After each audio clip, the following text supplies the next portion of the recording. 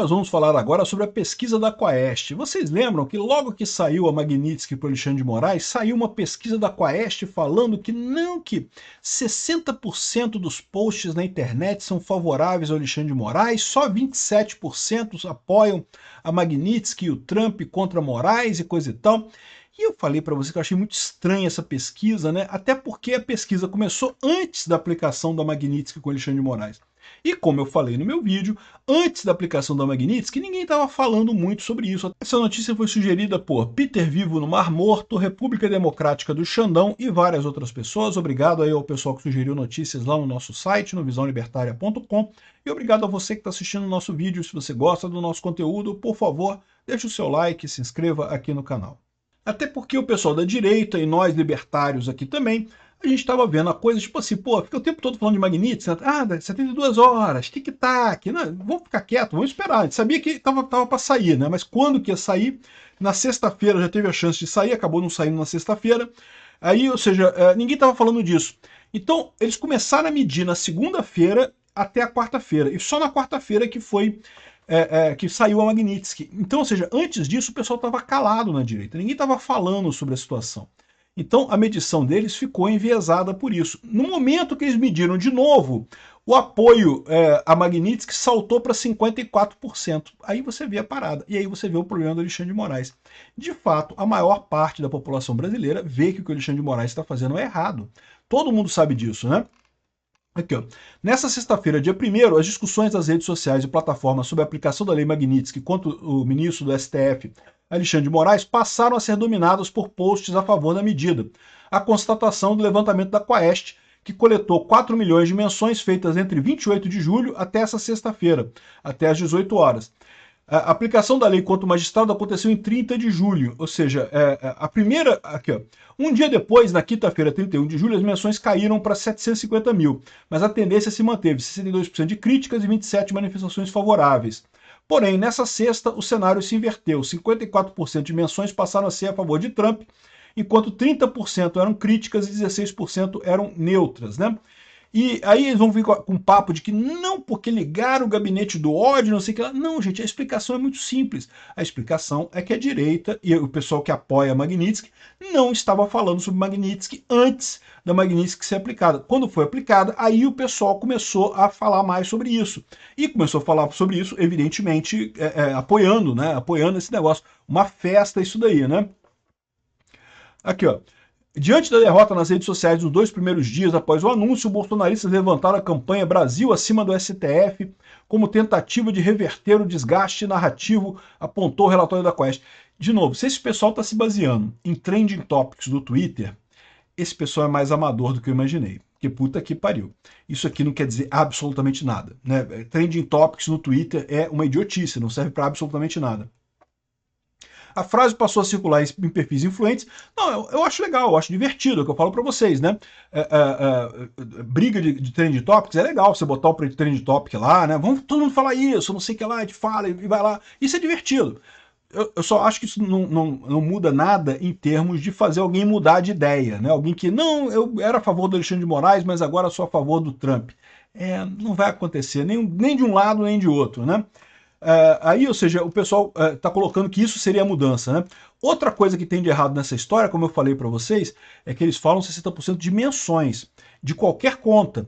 E lembra, tem contas e contas no Twitter, tem contas e contas no Instagram. Uma conta pequena no Instagram que fale sobre isso, meio que não vai fazer diferença nenhuma. Ele vai falar, é verdade, né? A opinião do cara, beleza, mas não vai atingir muita gente. Ao passo que as contas dos bolsonaristas tipicamente são muito maiores, têm um alcance muito maior, tem muito mais gente envolvida, acabam gerando um efeito muito maior no final das contas, né? Então, a coisa inverteu. O apoio a Trump e seus posts sobre o Magnitsky disparou para 54%. O curioso foi o Martin de Luca, que é o advogado da Rumble e da Trump Social lá na Flórida, né, na ação que eles movem contra o Alexandre de Moraes, que falou aqui, olha só, quando o Trump sancionou o Alexandre de Moraes no dia 30 de julho, 60% dos posts das redes sociais eram contrários, né? Agora, no dia 1º de agosto, 54% apoiam as sanções. A aprovação do Trump aumentou e o Moraes caiu. O que mudou?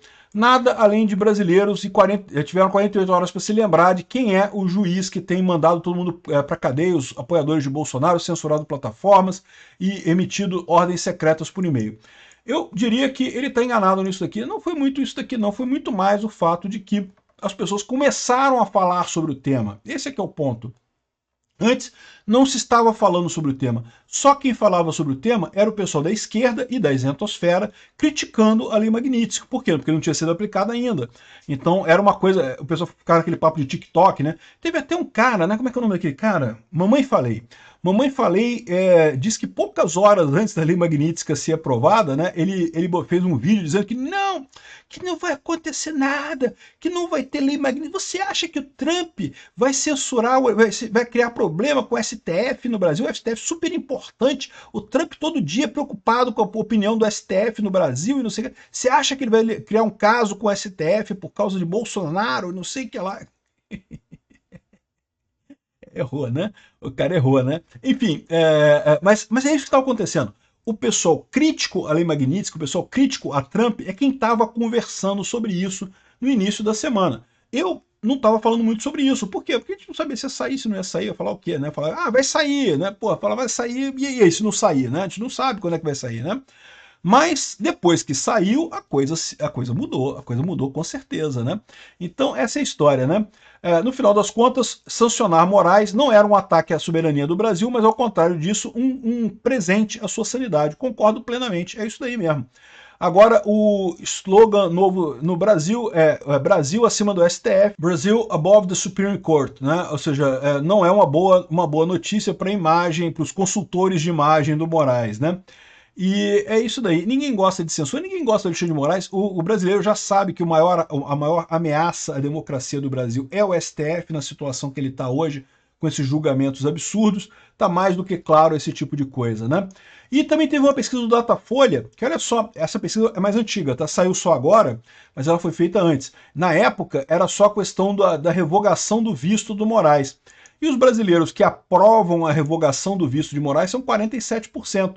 42 discordam, né? Datafolha, aquele pessoal que, olha só, se a Datafolha falou isso, meu amigo, você pode saber que a situação é muito pior para o Moraes, né? Datafolha, você sabe, é aquele pessoal que faz pesquisa em porta de presídio, né? Só para pegar o pessoal da esquerda, né? Aqui, ó, o índice de discordância com a medida é de 42%. A margem de erro, não sei o que lá, não sei o que lá. Enfim, até o Datafolha está percebendo que o pessoal quer sancionar o Alexandre de Moraes. Isso é um problema para o Alexandre de Moraes, tá? Porque por mais que um juiz não esteja sujeito diretamente ao controle popular, né? Juiz não é votado, juiz não vota, juiz não é eleito, juiz não recebe voto de ninguém. Em tese, a população não pode fazer nada contra o juiz. Mas lembra, a população pode fazer contra deputados e deputados e senadores, em tese, podem tirar juízes, né?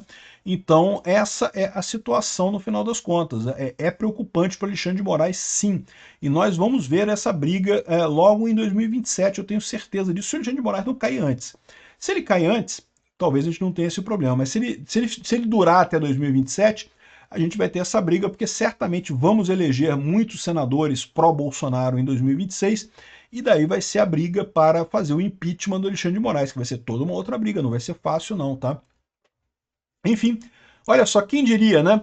A Quaest estava errada, mas reconheceu o erro, mostrou agora que a verdade, depois que eles mediram, depois da data, realmente mostrou que o brasileiro está contra o Alexandre de Moraes. Isso não é bom para o Alexandre de Moraes. Obrigado por assistir o vídeo até o final. Além de curtir, compartilhar e se inscrever no canal, considere se tornar patrocinador com valores a partir de R$ 1,99. Clique no botão Seja Membro abaixo para saber as condições e vantagens de patrocinar o canal. Mais informações sobre o nosso projeto, visite nossos sites indicados na tela.